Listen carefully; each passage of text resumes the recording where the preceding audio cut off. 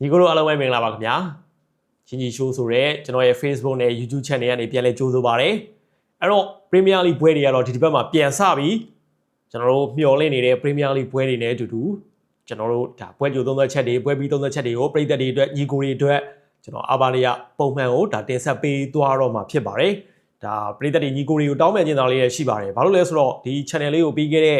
ရာသီကုန်ကန်ဒီမှာကျွန်တော်စတင်ခဲ့တယ်ဆိုပေမဲ့ပြီးခဲ့တဲ့ကမ္ဘာဖလားမှာတော့တခြားသောအလုပ်တွေနဲ့တော်တော်လေးကိုဝက်လုပ်တွေများပြီးတော့ channel လေးကိုဆက်ပြီးတော့ကောင်းကောင်းမ run နိုင်ခဲ့ဘူးပေါ့နော်အဲ့တော့အခုတော့ပြန်ပြီးတော့ design မဲ့နဲ့ပြန်ပြီးတော့အားဆိုင်မယ်ညီကိုနဲ့အမြဲတမ်းလဲအပတ်တိုင်းမှာဒီပုံမှန်ပွဲကြို30ချက်တွေပွဲပြီး30ချက်တွေနဲ့အမြဲတမ်းထိတွေ့သွားမယ်ကျွန်တော်ရဲ့ခံစားချက်ကျွန်တော်အမြင်လေးတွေကိုပွင့်ပွင့်လင်းလင်း sharing လေးလုပ်ပြီးတော့ချပြသွားမယ်ပေါ့နော်အဲ့ Premier League ကပြန်စပြီဆိုတော့အားလုံးဤတူပါပဲကျွန်တော်လည်းအများကြီးရင်ခုန်နေတယ်ဒီနေ့ Premier League ကလည်းတကယ်ကိုရင်ခုန်စရာတွေအများကြီးပဲအဲ့တော့ Premier League အကြောင်းကိုတော့နောက်မှပြောကြတာပေါ့လေနောက်ဗီဒီယိုတစ်ပုဒ်နဲ့တီးတန့်ပြောမယ်ဒီမှာတော့ Premier League အဖွင့်ပွဲတောက်ကြနေ့ညမှာကစားမယ် Arsenal နဲ့ Coventry အသင်းတို့ရဲ့ပွဲစဉ်နဲ့ပတ်သက်ပြီးတော့ကျွန်တော်ဒီ season လေးမှာကျွန်တော်ပွဲကြို30ချက်ကလေးကိုပြုလုပ်ပေးသွားမှာဖြစ်ပါတယ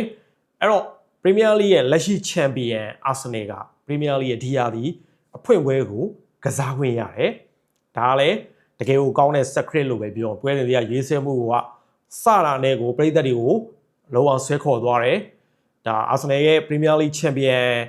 story ကလည်းပြည်သက်တွေသိပြီးသားအရင်စိတ်ဝင်စားဖို့ကောင်းတဲ့ story တကယ်ဟိုဒါ3နှစ်လောက်ဒုတိယနေရာနေပြီးတော့ဒုတိယလူဆိုပြီးတော့ပြည်သက်တွေကြားထဲမှာ debate တွေ Arsenal ပြည်သက်တွေတစ်ဖက်ခြားသော19သင်း fan တွေတစ်ဖက်နဲ့အကျိတ်နဲ့ဖြစ်ခဲ့ကြပြီးတော့နောက်ဆုံးမှာတော့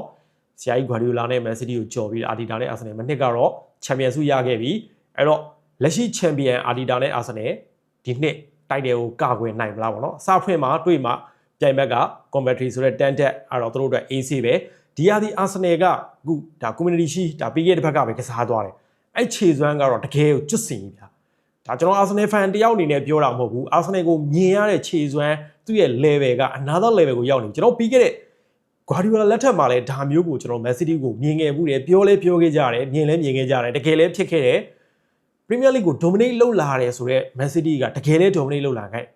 Guardiola လက်အောက် era 10နှစ်လောက်အတွင်းမှာ6ကြိမ်တော့ Premier League ကိုယူသွားနိုင်ခဲ့တာအဲ့တော့ Arteta နဲ့ Arsenal အဲ့လောက်ထိဖလားတွေရလိမ့်မယ်လို့ဆိုလိုတာမဟုတ်ဘူးဒါပေမဲ့လက်ရှိချိန်မှာကျွန်တော် Premier League အသင်းတွေထဲမှာစင်စက်မပြတ်တီးဆောက်မှုဒါအသင်းတစ်အောင်မြင်မှုရဖို့အတွက်အရန်အရေးကြီးဆုံးချက် Silent Ferguson တို့ပဲကြီးကြီး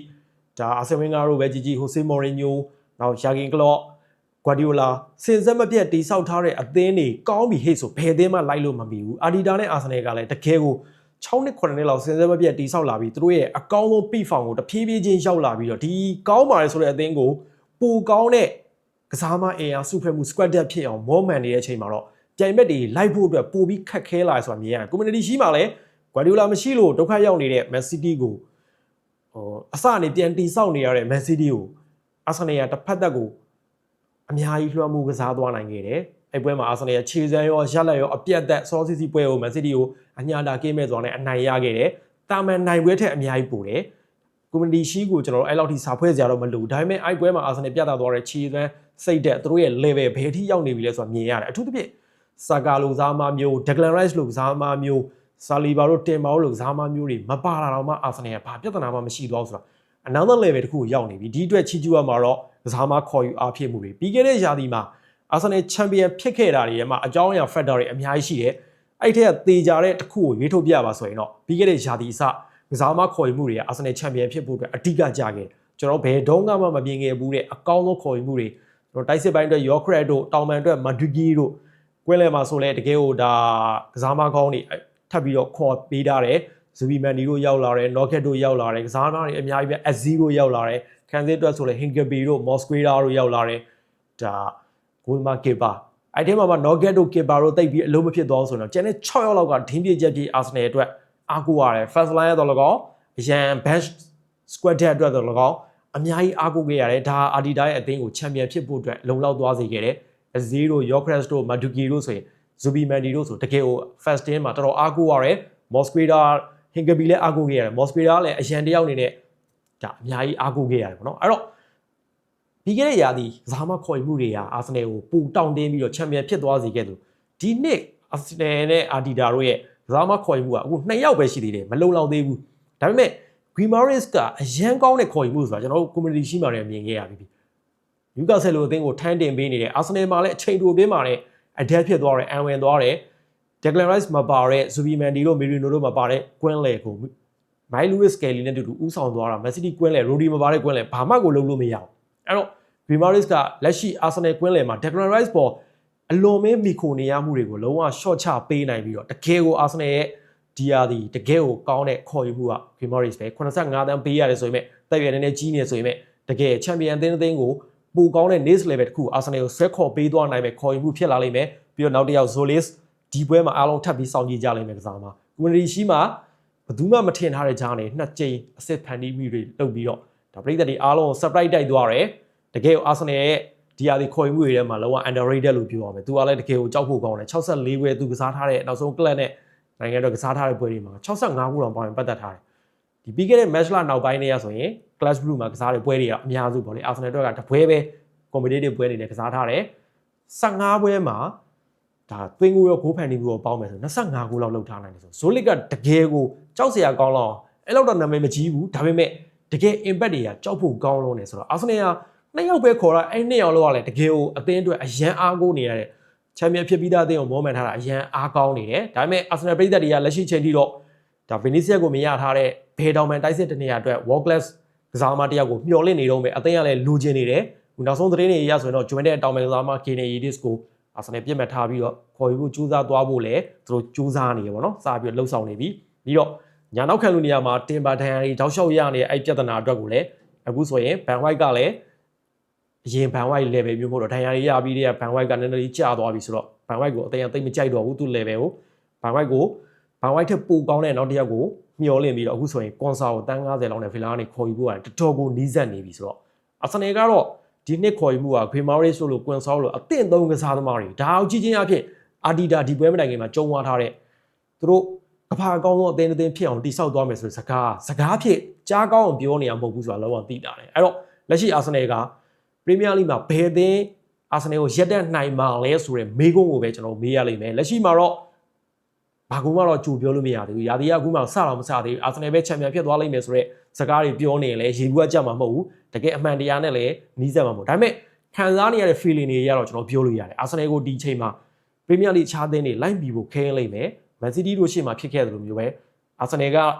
level တစ်ခုမှာကျန်တဲ့ Man City တို့ Liverpool တို့က level တစ်ခုမှာပြန်တိဆောက်နေရတဲ့ United တို့ Chelsea တို့က level တစ်ခုမှာအဲ့လိုပုံစံမျိုးလေးတော့ကျွန်တော်ခံစားလိမ့်မယ်လို့ထင်တယ်ပေါ့နော်အဲ့တော့ဒီပွဲမှာတော့ Arsenal ဘက်မှာ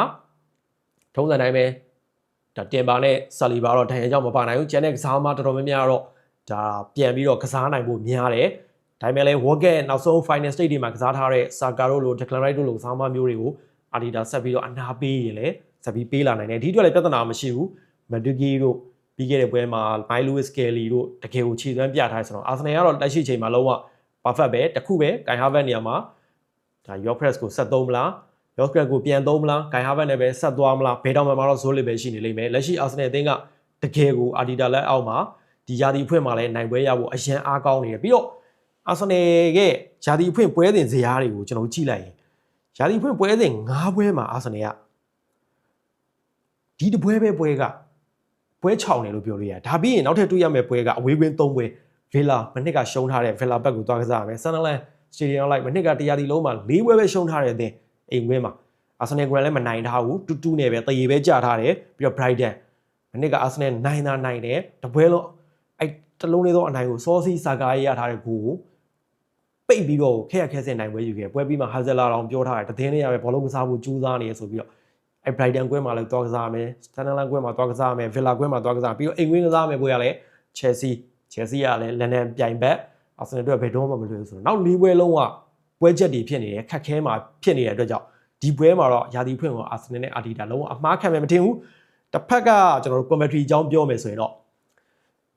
့တန်းတက်လာတဲ့အသင်း Premier League ကို25နှစ်အကြောင်းမှာ2001ခုနှစ်မှာ commentary က Premier League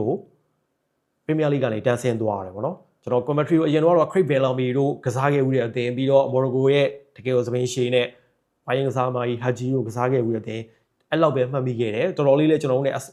တော်တော်လေးအဆက်ဟပ်ပြတ်သွားပြီ25နှစ်ဆိုတဲ့အတိုင်းတာတစ်ခုကလူတယောက်ကြီးပြင်းဖို့အတွက်ကောင်းကောင်းလုံလောက်တယ်ဗျာ Arsenal လည်း Premier League Champions ကို22နှစ်လောက်ကြာမှ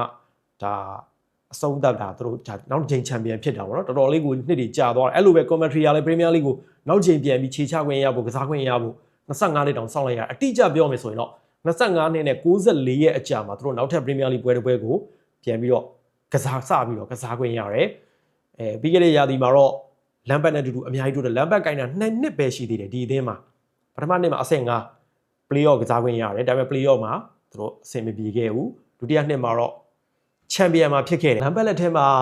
2နှစ်အတွင်းမှာပဲတန်တက်ခွင့်တကြောပြန်ရလာတဲ့ commentary ကိုလုံးဝ short တွက်လို့မရဘူးတော်တော်လေးကို